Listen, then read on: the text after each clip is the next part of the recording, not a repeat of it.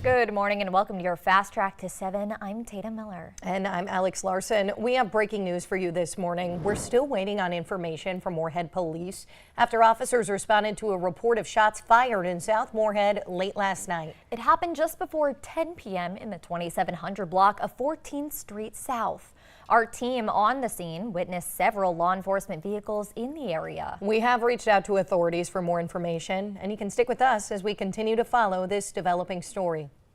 New this morning, a Richland County Sheriff's deputy is hurt after a crash near Dwight, North Dakota last Thursday. Highway Patrol says 30-year-old Stephen Nelk was driving his personal vehicle south on County Road 81. He was heading to law enforcement training when the crash happened. The Highway Patrol report says Nelk dropped his cell phone, and while reaching down to pick it up, he left the road. His vehicle then entered a ditch, hit a driveway, rolling twice before coming to a rest on its tires. Nelk was not wearing a seatbelt at the time of the crash. He was transported to the hospital with serious but non-life-threatening injuries. Court records indicate that Nelk pleaded guilty and paid $100 for a citation of failure to maintain control and distracted driving. Well, Monday was day one of a deadly human smuggling trial in Fergus Falls. A family of 4, including an 11-year-old and a 3-year-old, were found frozen to death in a snowdrift after illegally crossing the border into Minnesota from Canada. So this case stems from the events of January 19th, 2022, when Harsh Kumar Patel and Steve Shand were allegedly involved in a smuggling operation where they aided and abetted the transportation of non-residents into the United States. That caused substantial injuries and bodily harm. The jury's now picked and opening statements have wrapped up. The jury is expected to begin hearing from witnesses today.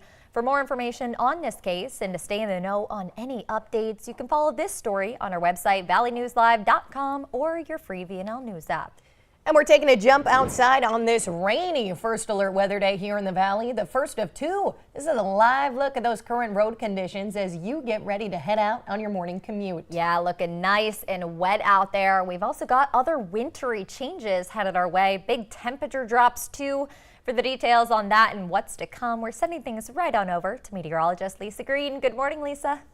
Good morning. Yes, the switch is flipping here. Yesterday was beautiful. We got into the 50s. It was a great day leading up to this. Our First Alert weather days today, Tuesday and Wednesday. Of course, we saw the rain start up last night and it's still going on, but eventually it does change over to snow. And we do have some alerts that are new for you this morning since last night. A winter storm warning that has been issued for the Devil's Lake area. Those are those points and locations in red here that stretches back to Minot. So driving along Highway 2 there in the afternoon, you may be running into some snow.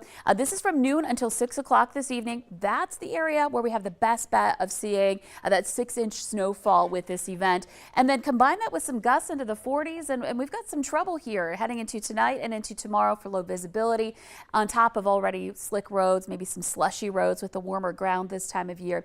And then surrounding areas under a winter weather advisory, expecting some snow, but perhaps not as much. And again, I've been stressing this, just because we're not under an advisory in other locations or an alert, that doesn't mean that we're not going to be impacted. That might get issued later today as this system evolves. So we'll be watching for that. You can see a lot of rain right now over the valley, but that transition happening over by Bismarck. So out at the bus stop, the kids are going to want their rain gear. We're looking at temperatures in the low 40s, and by the afternoon, it may even be cooler. It's going to be windier, and for some of us in the Northern Valley, we may already be experiencing some snow. So maybe some insulated rain boots that'll keep those toes warm. And then tomorrow, the wind and snow are going to be an issue as well, with much colder air coming our way. And we're going to keep you up to date on the latest on this throughout the day today during our newscast and on the VNL weather app. So stay tuned and stay safe out there. Yeah, great idea to keep that VNL weather app handy. Thank you, Lisa. Are you looking for a little pick-me-up this morning? This story may do just this trick. It comes from across the pond in a classroom where the subject is simple, but the lessons learned are pretty powerful. Tina Kraus has this story from London.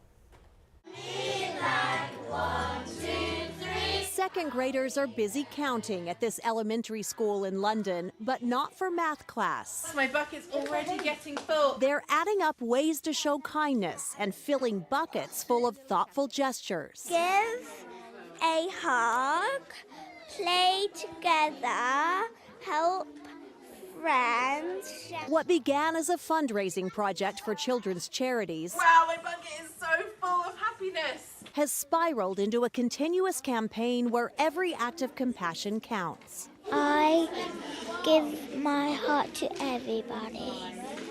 In 5th grade, Kindness means to me the Kindness Challenge has students searching a bit deeper for a definition, compassion, empathy, gentle and helping. and friends inspiring each other to be their best selves. If someone's sad and upset, you can talk to them and ask them if they want to play with you, so they can put their sadness behind them. Kindness means to me when you treat others how you want to be treated. Part of the lesson is learning what to do when things go wrong. Say sorry when you've hurt someone. If nobody says kindness, the world would just be a really sad place. Irrefutable insight from students who've turned kindness into a real class act. Tina Kraus, CBS News, London. Kindness challenges are growing in popularity at schools right here in the U.S. as well. How cool is that? Well, check this out. The Fargo VA has a Veterans Giving Tree on display at the front entrance again this year. The VA says donations help them meet the needs of our unique and diverse veteran population. The Giving Tree will be on display until just after the new year. You can leave donations with the volunteer in the lobby of the north main entrance Monday through Friday from 8 to 3. All donated items must be new with tags or in their original packagings. No need to gift wrap them though. And we are continuing our coverage for our upcoming VNL Cares Impact Day. This go-round, we're teaming up with Gigi's Playhouse, a nonprofit dedicated to changing the way the world views Down syndrome. And at the Playhouse, partnerships are more than collaborations. They're lifelines, empowering families to reach their fullest potential. Through meaningful connections, Gigi's equips individuals with Down syndrome and their families with the tools, support, and confidence they need to thrive. And today we're highlighting one of those partnerships with Pediatric Partners. Check it out.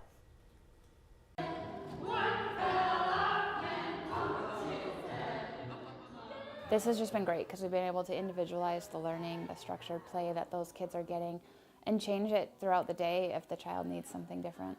The formal partnership between Gigi's Playhouse and Pediatric Partners started in 2019. Since then, 1 to 2 physical therapists make the trip over to Gigi's once a week to teach classes. We've had a lot of therapists who have volunteered in different ways with Gigi's Playhouse and the families and the kiddos that go there. We have a speech-language pathologist who is helping with their LMNOP program.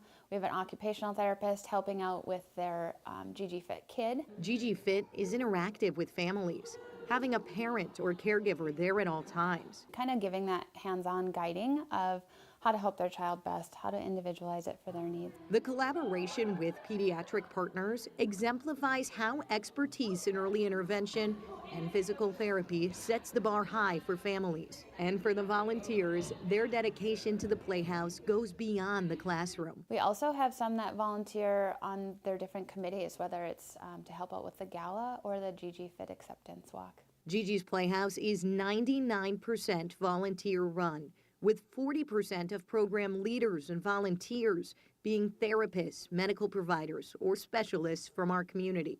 Our team kind of fights over the spots to go volunteer at Gigi's Playhouse. It's a special population that is near and dear to all of our hearts, and they just really enjoy the opportunity to work with families, work with kids in a setting that's a little bit different than their day-to-day therapy.